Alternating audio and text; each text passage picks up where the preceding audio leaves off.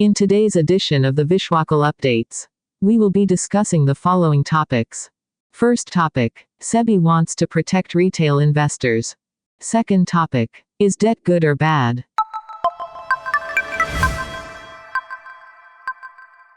Hello listeners. Welcome to our channel Vishwakal. Here we share the latest insights with our listeners on what's going around in the world. Let's begin with our first topic. SEBI wants to protect retail investors. SEBI has proposed a new framework to make algo trading more accessible for retail investors while keeping the market safe and fair. This move comes as more retail investors are starting to use algo trading, and several unregulated algo platforms have popped up, often promising unrealistic returns. To give you a quick idea, algo trading uses computer programs to automatically buy and sell stocks based on set rules. For example, an algorithm might be set to buy a stock if its price goes above 100 rupees and sell it if it drops below 95 rupees. This removes the need to watch the markets constantly and ensures trades happen quickly. In reality, though, these algorithms can get very complex. The big advantages of algorithmic trading are speed and discipline. Algorithms can process huge amounts of data and place trades in milliseconds, much faster than any human could. Plus, they follow the rules without letting emotions get in the way. In India, algo trading makes up about 70% of the total market volume. That sounds like a lot, right? But most of this comes from big players, like high-frequency traders, not retail investors. Source: NSE Pulse. Source: NSE Pulse. Here's what the latest SEBI draft circular says. Brokers must get approval from stock exchanges for every algorithm before deployment. Once approved, each algorithm will be given a unique ID for easier tracking and auditing. SEBI has categorized algorithms into two types. White box algos, these are fully transparent. Users can see the logic behind them and replicate it. Black box algos, these are proprietary and opaque, mostly used by institutions. These will face stricter rules. Algo providers will need to register as research analysts and keep detailed records of their operations. For retail investors who design their own algorithms, they can register these algos through their brokers. However, these can only be used for personal or family trading. Brokers offering APIs which connect traders to the stock market must ensure strong security measures, like two-factor authentication. They also need to limit API access to authorized users with unique keys. Stock exchanges will monitor algo trades after they are executed. If they spot any malfunctioning algos, they will have the authority to stop them immediately using a kill switch. Exchanges will also ensure that brokers clearly differentiate between algo orders and non-algo orders. To understand why SEBI is focusing so much on algo trading, let's take a look at its history in India. Algo trading started in 2008 when SEBI introduced Direct Market Access (DMA). This allowed institutional investors to place orders directly into exchange systems, skipping brokers. It gave them faster trade execution and better control. Later, exchanges like NSE started offering co-location services, where traders could place their servers close to the exchange's systems, reducing delays even further. In the beginning, algo trading was limited to big institutions like mutual funds, hedge funds, and proprietary trading desks. By 2012, SEBI released its first set of guidelines for algo trading, focusing on managing risks and preventing market manipulation. In recent years, algo trading has moved beyond institutions. Brokers started offering APIs, which allowed tech-savvy retail traders to connect their own algorithms to trading systems. Platforms also emerged, making it easier for retail investors to create and test algo strategies, even without coding skills. In 2021, SEBI released a consultation paper to address the growing retail interest in algo trading and the risks from unregulated platforms. The paper proposed that all algos be pre-approved by exchanges and placed the responsibility of compliance on brokers.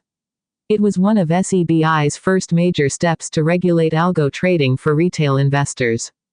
By 2022, SEBI issued a circular banning brokers from partnering with unregulated algo platforms. These platforms had become popular for offering pre-built strategies while making misleading claims about guaranteed profits. The circular also prohibited performance claims for algorithms and pushed for greater transparency to stop mis-selling. These actions set the stage for the latest draft circular. This broader access to algo trading has drawn significant interest from retail investors. However, it has also raised concerns about misuse. Many unregulated platforms offered pre-built strategies with unrealistic promises of high returns. Retail traders, often unaware of the risks, could deploy poorly designed or manipulative algos, leading to losses or disruptions in the market. While algo trading brings speed and efficiency, it also carries risks. Some algos have been misused for manipulative practices like spoofing, where fake orders are placed to manipulate prices. Poorly designed algos can also malfunction, triggering flash crashes or other market disruptions. These risks highlight why strong oversight is so important, something SEBI has been working to address over the years. Second topic for the day. Is debt good or bad? Emerging markets are buried under $29 trillion of debt, with a staggering $850 billion going toward interest payments every year. What's even more worrying is that public debt in developing countries is growing twice as fast as in developed ones. That's not just a big number, it's the kind of figure that makes your calculator flash error. Source: UNCTAD. But before we point fingers and label debt as the villain here, let's take a step back and add some perspective. Because, like most things in life, debt isn't simply good or bad, it's all about how it's used. Think of debt like coffee. In moderation, it's great, it keeps you going and helps you get things done. But too much of it. That's when you end up restless, anxious, and unable to sleep. The truth is that debt can be both helpful and harmful. Developed countries like the US and Japan use debt to fund productive investments, things like building infrastructure, boosting innovation, and expanding economic capacity. These investments create growth and make their economies stronger over time. As long as their economies grow faster than their interest payments, they're in the clear. Take the US, for example, it has over $33 trillion in debt. Japan's debt to GDP ratio, a jaw-dropping 250%. Yet, investors aren't panicking. Why? Because these economies are large, stable, and have a long history of managing their debt responsibly. But that's not the case everywhere. For emerging economies, debt isn't just a number on a balance sheet, it's a heavy burden. Despite being home to nearly 80% of the world's population, developing countries hold only 30% of global public debt. That imbalance shows just how tough the situation is for these nations. Source: UNCTAD.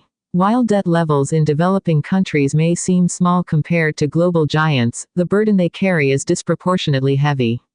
Take this: 54 developing countries spend more than 10% of their revenues just on interest payments. More than half of these countries are in Africa. Source: UNCTAD. Here's a strange but telling comparison: Sri Lanka versus the US. The US has 330 times more debt than Sri Lanka, yet Sri Lanka is seen as the riskier bet. Why? Because most of Sri Lanka's debt is used to repay old loans instead of funding new infrastructure or boosting its economy. The impact of this is devastating. Many developing countries spend more on debt payments than they do on healthcare and education combined. In Africa, for example, the average per person spend on debt interest is $70, while spending on health is just $39. That's not just unsustainable, it's a human tragedy. Source: UNCTAD. So, why does debt hit developing nations so much harder? A big part of the problem lies in the flawed international financial system. 1. Sky-high borrowing costs. Developing countries pay 2 to 12 times higher interest rates than developed nations. Why? Because they're seen as risky. Investors demand higher returns for taking on that risk, ironically, from economies that are already struggling. Source: UNCTAD. 2. Heavy reliance on foreign creditors. With limited domestic savings, these countries depend heavily on foreign lenders. But here's the catch: this debt must be repaid in hard currencies like the US dollar. The result: half of developing countries spend at least 6.3% of their export revenues just to service their debt. 3. Private creditors don't play fair. Around 61% of external debt in developing nations is owed to private creditors, banks, hedge funds, and financial institutions. These lenders charge higher interest rates and are notoriously tough when it comes to renegotiating debt. They're not interested in economic recovery, they're in it for the money. So, what's the way forward? The UN's 2024 World of Debt report doesn't just highlight the problem, it offers solutions. The report lays out a roadmap to finance sustainable development, focusing on 3 key actions. Reduce the cost of debt by providing affordable financing options. Scale up long-term investments, especially in critical areas like infrastructure and climate action. Fix the global financial system to ensure developing nations have a seat at the decision-making table. Here's the thing: debt, when used the right way, can be a powerful tool for growth. But without meaningful reforms, the current system will continue draining resources from where they are needed most: hospitals, schools, and climate initiatives. So, the next time someone says, debt is bad, ask them, whose debt? For the US, it's a flex of economic power. But for countries like Sri Lanka or Nigeria, it's a full-blown crisis. And if global leaders don't step up to fix this imbalance soon, we might be left asking an even scarier question: what happens when the debt finally becomes too much to handle? Upcoming topics we shall discuss on our episode. First topic. IndusInd International Holdings Limited is set to complete its 9,861 crore rupees acquisition of Reliance Capital by January 2025, marking the resolution of one of India's major IBC cases. The deal includes plans to repay the debt by 2026-27 and strategically list subsidiaries, further strengthening IndusInd's position in the financial sector.